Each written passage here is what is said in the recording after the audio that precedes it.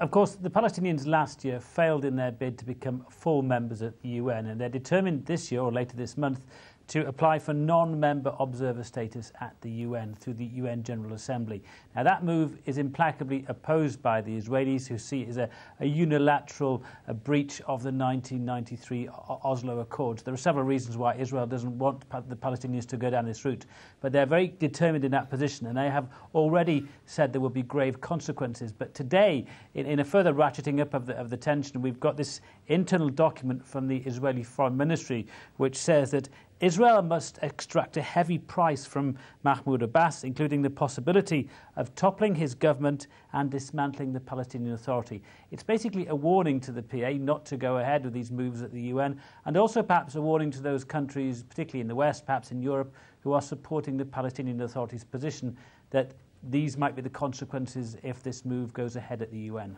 Wyre, you wonder about how the UN will react to this, because I understand the chief Palestinian negotiator has told the BBC that the Palestinian Authority has taken Israel's threats seriously and isn't ruling out an attempt on the president's life.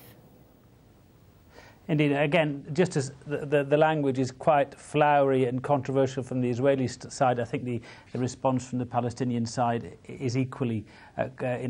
flowery. That there's no suggestion at all that Israel is thinking at all about an attempt on Mahmoud Abbas's life. But as you say, the Palestinian chief negotiator, Saeb Erekat, said exactly that they didn't rule out Israeli attempts to hurt the president. So this is a war of words. The background, not only, of course, are the Palestinians going to the UN later this month, but there's an Israeli general election in January, and this kind of rhetoric from the Israeli foreign minister goes down well with his right-wing supporters. Although, and this is an interesting point, there are many in the coalition government here who would really fear the collapse of the Palestinian Authority, because the consequence of that would mean perhaps that Israel would have to go back into the occupied West Bank and run the lives of millions of Palestinians who live there. And many in the Israeli government, even if they're opposed to the Palestinian moves at the UN, that's the last thing that they want to do, is to see the collapse of the Palestinian Authority.